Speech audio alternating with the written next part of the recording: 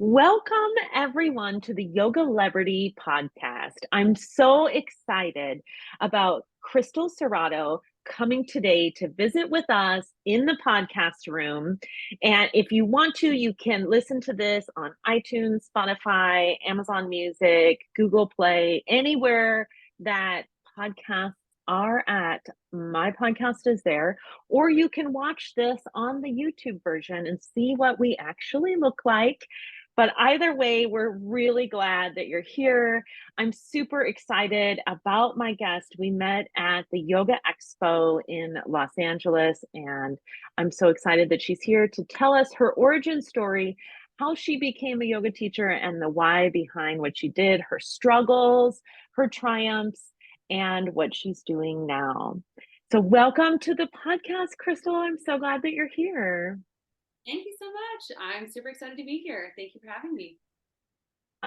Tell us a little bit about what life was like before you became a yoga teacher. What were you doing? And, what was kind of a catalyst that made you want to become a yoga teacher? Oh gosh, feels like many lifetimes ago. Before I was a yoga teacher, I had a lot of different kinds of jobs. Primarily, I was in digital marketing. So I was Oh, working the 9 to 5, which actually turns out to be more like 8 to 6 plus a commute time. right. um, doing the grind, really doing the grind, which, at the end of the day, I'm super grateful for because that's such an important skill to have in today's world, in today's society, even as a yoga teacher. But the catalyst was just feeling like I was being called to do something else. And at that time, I knew I loved yoga and I had a consistent practice. And so I took the yoga teacher training. Awesome. And who did you train from? I went to Yoga Works. Okay. Oh, Yoga Works. All right. Yeah. I did a lot of like over the past 20 years, I've followed Sean Corn around the world and like took a lot of classes from her. And I know that she taught at Yoga Works for a long time. So yeah, I'm very familiar. That Yoga Works was like a big time thing in LA there for a while. Yeah, yeah. I loved my training with Yoga Works. I studied with Beth Prandini and Haley Zachary in Tarzana. So that was my 200. And then I actually did my 300 was with Booty Yoga. So I studied with Oh, interesting. Okay. Gold and Jenny Lee Toner, incredible, phenomenal teachers, um, which just was so totally different from Yoga Work. So the blend of the two, a little bit more traditional, a little bit more energetic, was like such a fun combination that is culminating into how I teach. Totally, totally different. Very traditional, very new modern Mm-hmm. style of yoga. They're really, really different. So, when you did digital marketing, did you work for a particular company or did you work for like a digital marketing firm? Like you weren't working for Ryan Dice, were you? No, no. No, I was working for a company called Scorpion, which is Oh, okay. a big Google partner, really incredible company, really, really great to their people. Yeah. Awesome, awesome. But you were just like, this isn't this isn't it? Yeah. Well, so I have two sons, and my older son, who's now 10 years old, this was 5, 6 years ago now. Um, he was just spending most of his time in daycare, and Um, he made some comment that he would rather go stay with his dad, who I'm separated from. And at that point, I was like, light bulb. Like I need to be home with my son, and now I'm a mother of two, and the flexibility of being a yoga teacher, literally and figuratively, um, allows me to do all the things that I want to do, and that's really important to me is to be a mother. You know, how long ago did you get your 200 hour? this was 2017, Okay, 5, 6 years okay, ago. Yeah. okay. How long did it take you to transition from doing the digital marketing, like corporate job, to just teaching yoga full time? Well, I was halfway through my 200 hour and had that epiphany moment that I needed to make a change in my life. And so I actually started teaching before I graduated my 200, and Wow. still no idea of what I was doing or what yoga was about or what teaching yoga was about. So right away built myself a website because, you know, Okay. that's what I knew how to do. Yeah, yeah. I put together an event and I printed out flyers. I passed out all the flyers all around the neighborhood and went to go teach my first event that was yoga in the park. And my stepmom and my now husband were the only attendees. That was humbling. I was like, okay, so they don't just come. Don't just show up. Yeah, right? Yeah. Yeah. Because people think like, oh, I'm gonna take yoga teacher training and then just like everybody's gonna come to my class. Yeah, And yeah. it's not really like that. So that was a real struggle. So what were some of the things that you did to get people to start coming to your classes? Well, I found as many studios and as many classes that I could put on my schedule. And like a lot of new yoga teachers do, I was teaching like 20 something, 26 classes a week, and thought that that was like really the way to success. And in some ways, obviously, it helped me to meet a lot of different people and to learn a lot about myself as a teacher and what works and what doesn't. Um, just so many things came from that were really important. But yeah, I only teach like one class per week at this point because that's the pace. a That's the lot pace. of a lot of experience though, but I remember those days early on, like driving all over the city to like all these different gyms, different studios, different spaces to teach. And I think the main thing I learned from that was that if you want to make money as a yoga teacher, you have to do your own thing. You have to set up your own clientele and set up your own space and find a place where you can teach that you can bring your own clients. Um, but also, like you, I found that it was a great experience because I learned different bodies. I learned how to teach different styles of people. I mean, I can literally walk into any room, not know anything about the people, and now just teach a class to any level at any time because of all that experience working with just like so many different kinds of people. Right. Especially teaching in public gyms. Yeah. A Yeah. lot of, and that was like half of my classes when I started too, because a lot of people are taking the class because it's at the right time of day. And Yeah. they just, maybe they thought it was kickboxing and they walked in and I'm teaching yoga and they just stayed to be nice. But Yeah. yeah, it really does teach you a lot about like different things that you need to modify for and different body types, and people come in with all different things. I always tell people to teach at the gym because it's such great experience because the people in the gym, you go to a yoga studio and for the most part, and I don't think it should be this way, but for the most part, people coming into a yoga studio have already had experience with yoga because yoga studios can be really intimidating for people. So they already have like a preconceived notion. They kind of understand what the different types are. Maybe not all the way, but they have like more of an understanding. Whereas in the gym, people come with a vision of what they think yoga is, and it's widely different. Like I would have a 24-year-old that wanted to do handstands and a 65-year-old with a pillow in the front row right in front of me. Right. I had exactly that. Yes. Yeah, How do I right, please all of these people right now? right. And there's really no way to please everyone. Yeah. But you do get really adept at teaching multi-level. Yeah. Yeah, it's the best experience. It can be really, and the other thing is that gyms aren't like yoga studios because at the gym they'll complain. Right. Like they'll go to the front desk and they'll talk about your class if they weren't happy with it. Whereas at the yoga studio, it just that almost never happens. It's pretty rare as a studio owner. It was like really rare to get a complaint about any of my teachers. I do think that you know, one, the caliber of teachers at studios tends to be a little bit higher.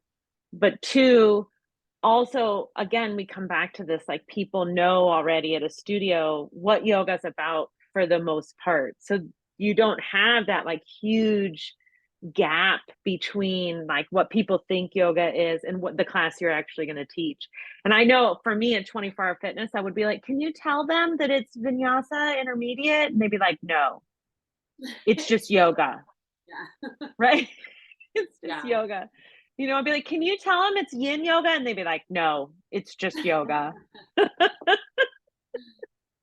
the thing. And now like I get asked to teach in different like private event venues, and they want a yoga teacher, and I said, well, but what exactly? Who are your clientele? Because yoga means so many different things. Are we shaking it out and pounding the mat and hitting the earth and jumping around? Or are we going to really hone in and learn about the breath and be still and get into some flexibility? So many different things. Yeah, and what's your age group, and what's their ability level, and how many times have they done yoga? It's just a lot of questions that you need to ask, which is I think that's really helpful for people to hear if you're ever doing an event, to ask a lot of questions like that before you start doing any kind of events. What like really hone down on what it is that people want so that you can meet expectations and keep getting more events. Right. So, where do you primarily teach now? So I'm in Santa Clarita, California, and With I the that's where the vampires are, right? From that show? yes, the diet. Is this the one you're talking about? Yeah, with Drew Barrymore, the Santa Clarita Yes. Diet. Everyone is a realtor. It's true, which is great because there's a lot of houses being built, so plenty of market for that. But there's a new studio that I'm teaching at, and I just teach at 6 a.m. on Monday mornings for now. Oh, At whew. a studio called Thermal Horizons. And I'm only teaching at 6 a.m. because I have a 3-month-old baby. And that seems to be his golden hour where I can feed him, leave, come back, everything's good. As the Oh, day progresses, it's more challenging for me to leave. So, but I 6 love it. a.m. That's intense. I never had children just because I can't be making these kind of sacrifices. I just Sacrifice rich. Yes, it is. so you actually teach like your own style that you've developed, right? Or Well, sort of. I'm teaching based off of another format that was created through the Booty Yoga platform. So I teach a format called Primal Flow. And so when I'm not teaching Primal Flow, I am teaching a style of vinyasa that's similar. The difference okay. between a traditional vinyasa and the Primal Flow is that we're using dynamic asana. We do a static shake, which is great for lymphatic flush and just moving the body in a multi-directional way so you can rehydrate tight fascia. We also do a spiral structure, which starts to activate all of the layers of the core. And it's also a nice connection of feminine and masculine energy.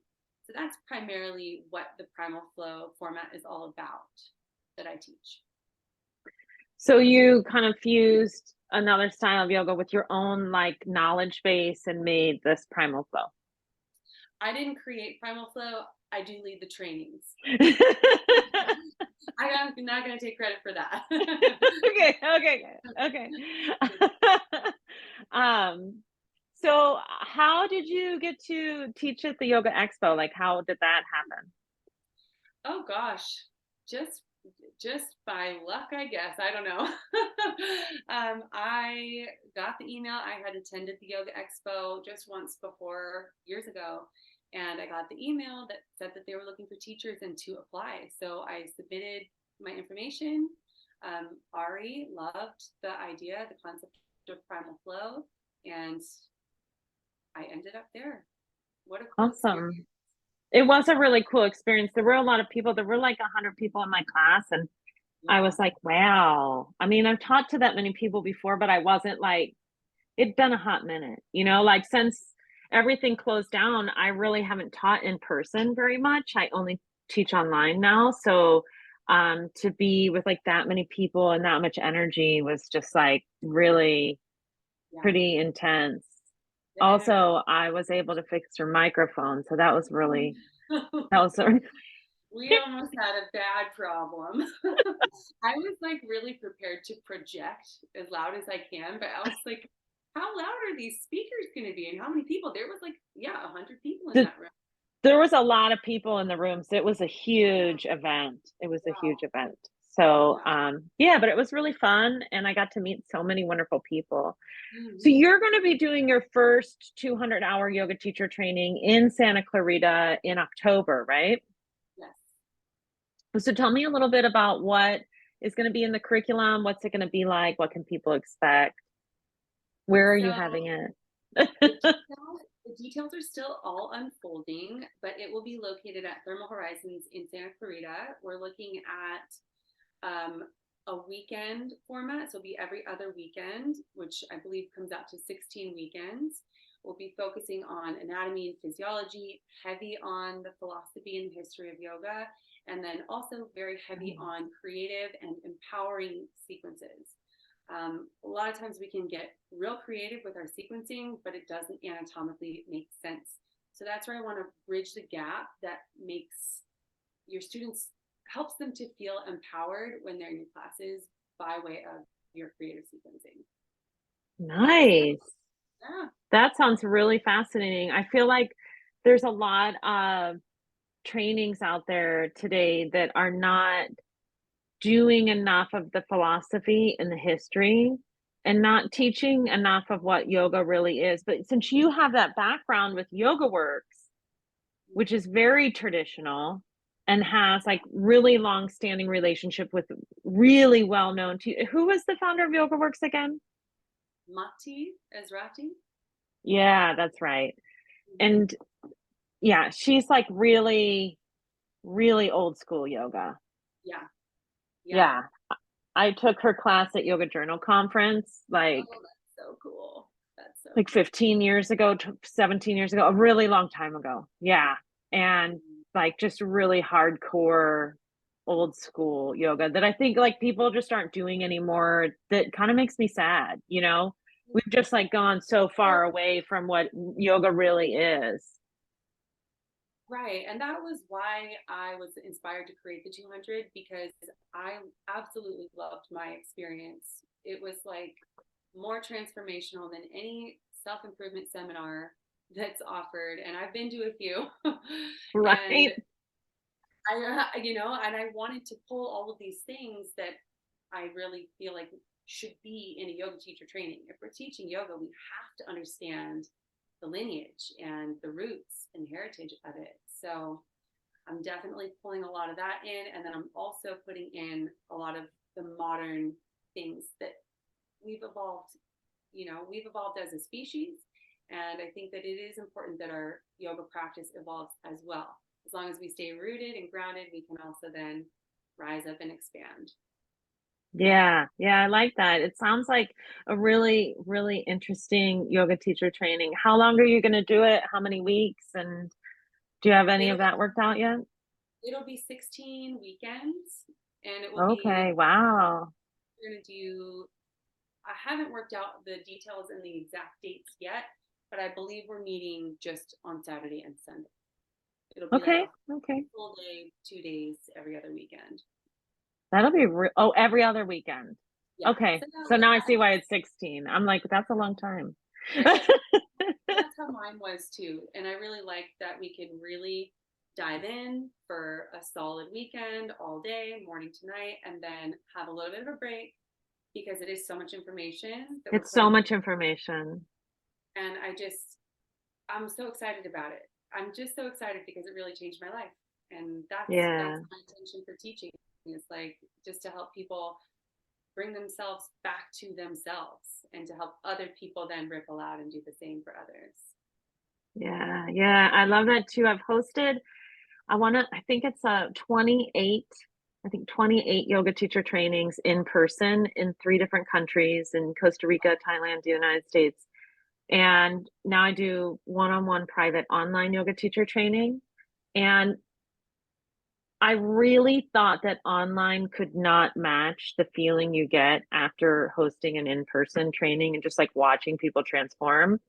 And at first it really didn't, because I was doing like everybody else does, where work at your own pace and, like just watch the videos and turn in the assignments. But people got lost in that and there was no connection. And you need someone. Yoga teacher training is hard. It is personal transformation work if you're doing it right. Right. And so, and so people need someone to hold them accountable, but also to say, you're on the right track. You're doing okay. What you're doing is right. You're right. I'm glad that you're here. And so now that's why I switched to doing one-on-one private training instead, because they get the videos and they get the reading and stuff, but it's structured. It's like 10 weeks or 15 weeks, depending on if they're doing 200 or 300. And then they have to complete certain assignments within a certain time frame. Just like in person. But the cool thing is that my online people, because it's private one-on-one, they're like crushing it.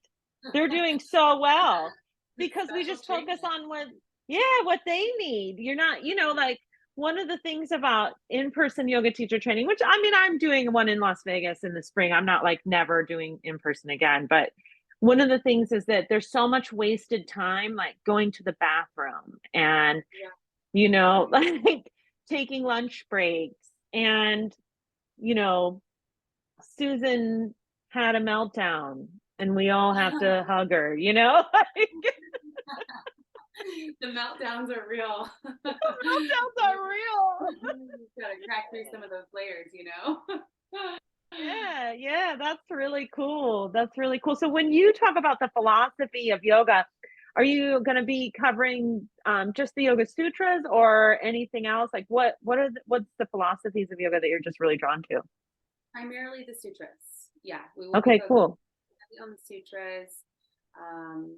And I'm still working out. There's going to be a couple of other textbooks that I'm going to be requiring. I haven't decided if we're going to read the Bhagavad Gita, perhaps, or Hatha Yoga Pradipika.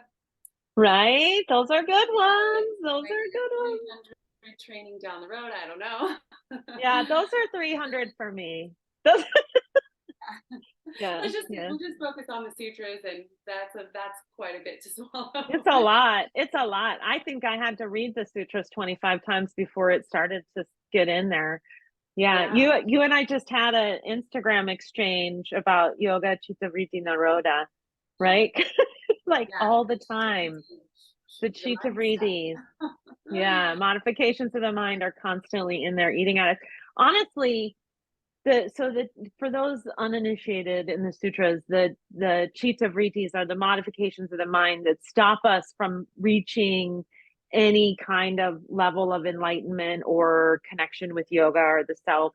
And I think like the Yoga Sutras, like that's all of life. Like anything you want to do, it's always the stuff in your mind that's actually stopping you from doing what it is that you want to do. It's like these put downs that we say to ourselves. Like I was working with a client this morning and she was struggling a little bit with the computer stuff.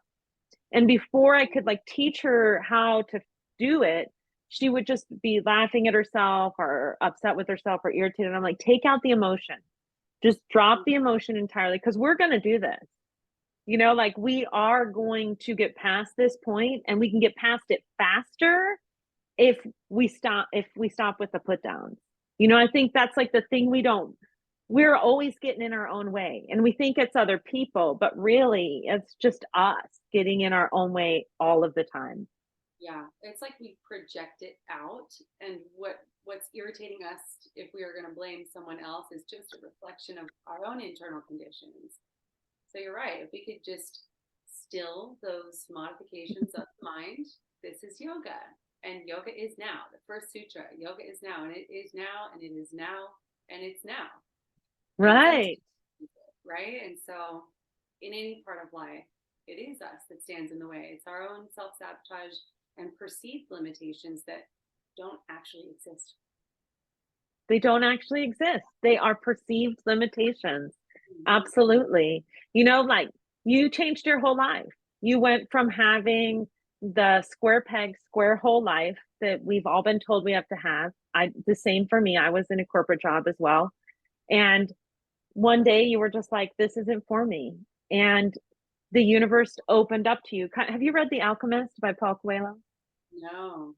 Oh, you have to read that book. Right. He talks about when you put an intention out into the world, the universe conspires to make it happen. And so the story is the story of a young man who is trying to find his purpose and his reason for living on this planet. It's an incredible book. I highly suggest it. It changed my life, like literally changed my life, just thinking about it. But when but we also have to keep in mind that there will be bumps along the road. Like you were saying, your first class was your now husband and your mom. Mm-hmm. you know, like I it's not. on everything.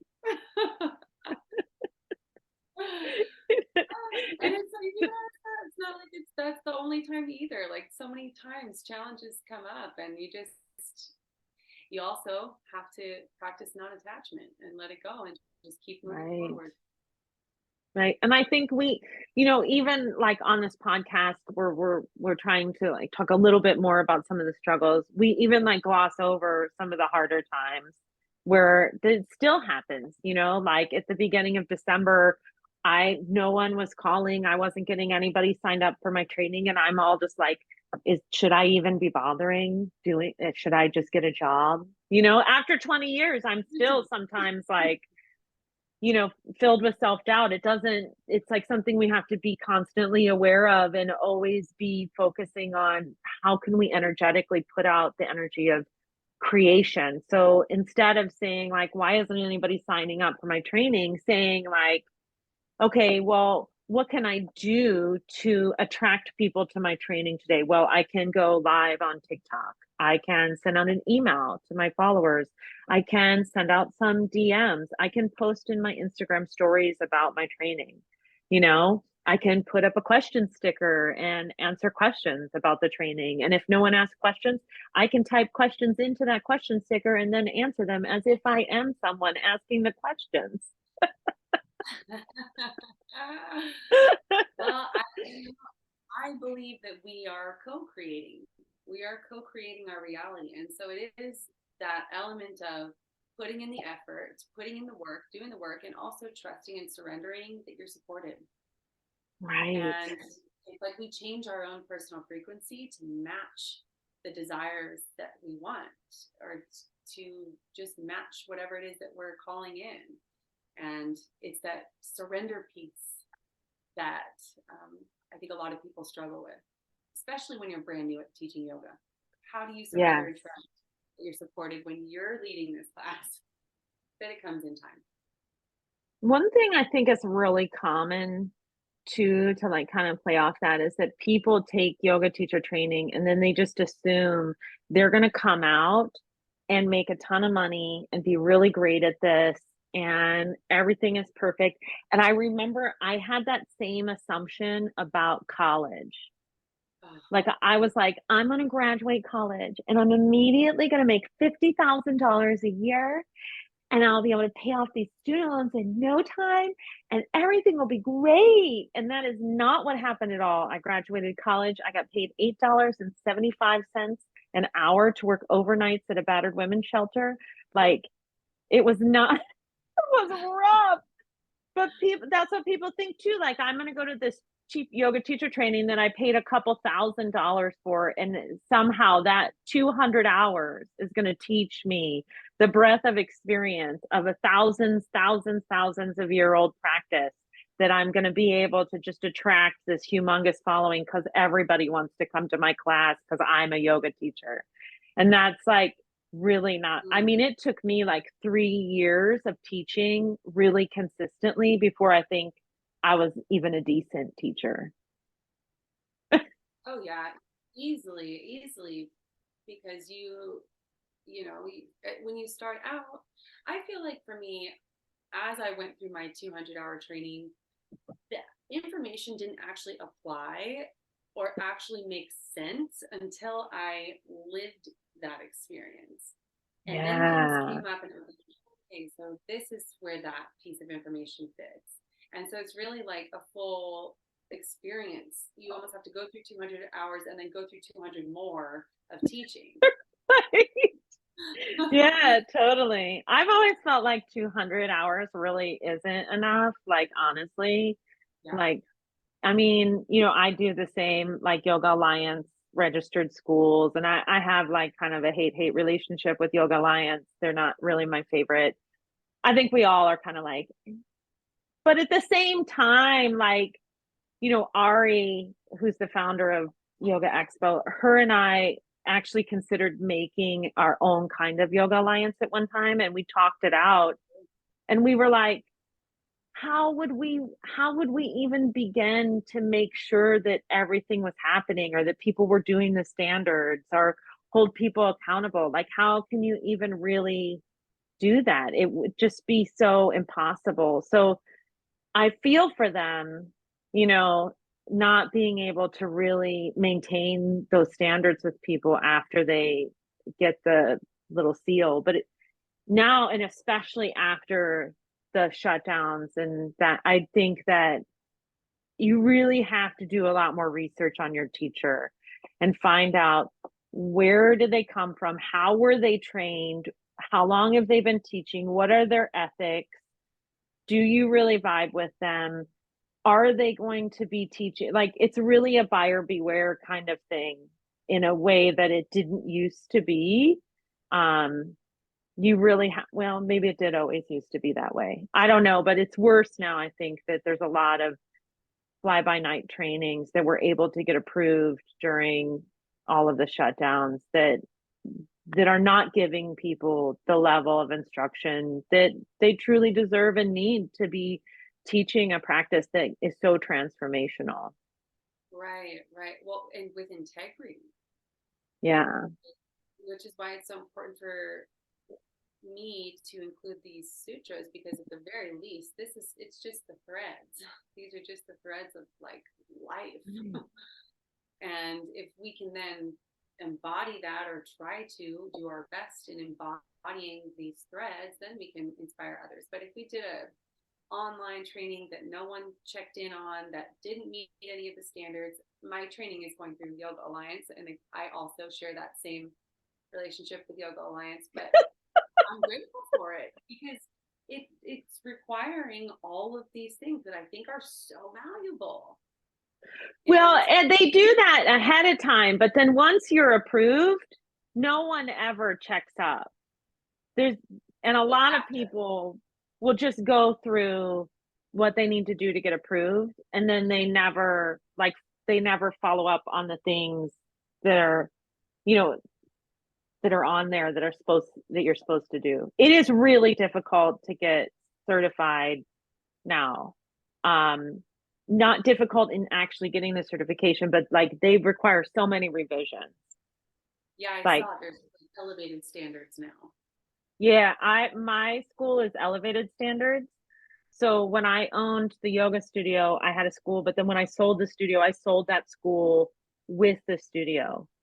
Um, and so I had to reapply when I did my new school, and I just went ahead and did elevated standards, because everybody's going to have to do it anyway. But um it took a solid like 9 months for them to get my approval back. It took a really long time, and my first school was like 2 months. Wow, wow. Yeah. So um I think everybody's experience is probably going to be different, but it, and then I had some tech problems with them along the way, and I just had to send them an email. I was like, this is going to make my full-time living. I've been doing this for 20 years. I know what I'm doing. And then you see these like ads for this $99 online yoga teacher training, and you're like, oh, I just know that's going to be so bad. And it's, the lack mentality that people have. I see people sign up for these really inexpensive, these like $379 on Labor Day weekend trainings, and these like $99 and I'm not going to call out the names. We know what they are, and then they come to my 300 hour and they're lost. They can't even do a Mm, sequence. They can't they can't say anything in Sanskrit, mm, you know? yeah. So it's like, it's really nice to see somebody teaching a 200 hour at the level of integrity that you're teaching it, and the amount of work and effort that you're putting. It sounds like it's going to be really cool. There was like a moment there inside of me that I was like, can I drive to Santa Clarita every weekend, every other weekend for six and take another one? Cause like, Yes. I mean, I could use the continuing let's education. let's talk Like, about that. I know. I'm all like, that's a totally Okay, different style of yoga than I teach. Like, this could be really fun. Let's talk about that. Yeah, yeah. I just it's important to me. I also have friends and students who've taken other trainings and things online over the shutdown period, and some really great things have come from that, and some really good like functional movement and things. But there's like just a key element if you don't tap into the philosophy and you don't tap into the Sanskrit or um, really truly understand how to sequence a class. Um, it's Yeah. like Yeah. what is it Yeah. to talk about, you know? That was actually, that was actually my class at the expo, was mastering sequencing. I taught Oh, like right, right. a class about how to sequence classes, because that's like the number one thing that people don't know how to do, is how to sequence. It's a real struggle. Yes. It's like the students always like, and transitioning, like how do you get from one pose to the next pose instead of just saying like stand up, sit down, you Mm, know? Like right, right. how do you get somebody from standing to seated without saying sit down, you know? And that's, I Right. think, the thing that people really get hung up on. And so a good teacher training is going to teach you how to eloquently transition people from pose to pose. Right. Well, it's the cueing and it's Yeah. just practice. And that was a big challenge for me as a beginning yoga teacher. That is something I get complimented on a ton now. It's just over years of practice and explaining and seeing different body styles and different people and teaching different practices and styles of classes. And to be able to verbalize and cue it up is really important. So that'll definitely be a focus in our Yeah. training as well. Yeah, that's really exciting. I'm really happy for you. I'm really excited for you, and I'm excited for you with your new baby and all your vampire work that you do in Santa Clarita.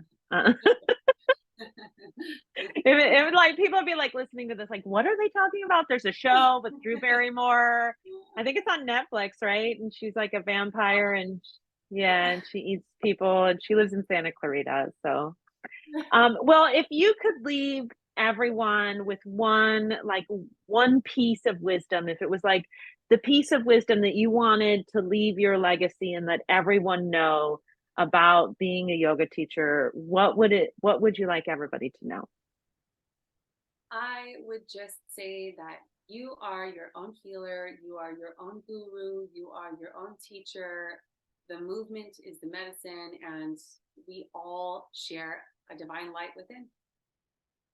That's that. That is a really, really, I think, insightful and important. You are your own guru. Nobody's coming. You have to solve your own things on the inside. Well, thank you so much for joining us. I really appreciate it. Crystal, you can find her at Crystal Cerrato Yoga on Instagram. Are you just on Instagram, or is there anywhere else that you post content? So I do have a YouTube channel that has Oh, like okay. 4 videos on there. I don't actually share that, but since it's there, you can search it. You can just search my name, Crystal Cerrato, on YouTube. And that focus is actually on prenatal stuff, which is a whole other Oh, different side cool, of who I cool. am and what Well, I'm teaching. So, yeah. YouTube could really use more prenatal, that's for sure. That I know that that is a needed area. Okay, all right. Thank you so much. I appreciate you. And everybody, if you are listening out there in the world, make sure to subscribe. If you're on YouTube, hit the like button and share, and definitely share this podcast with everyone that you know who needs a little bit of inspiration, who is thinking about becoming a yoga teacher or they already teach yoga. And all of this year, I'm dedicating to origin stories. Where did people become yoga teachers? Why did they become teachers? And what are they offering to the world? Thank you again so much for joining us, Crystal, and we'll see everyone in the next episode. Yeah.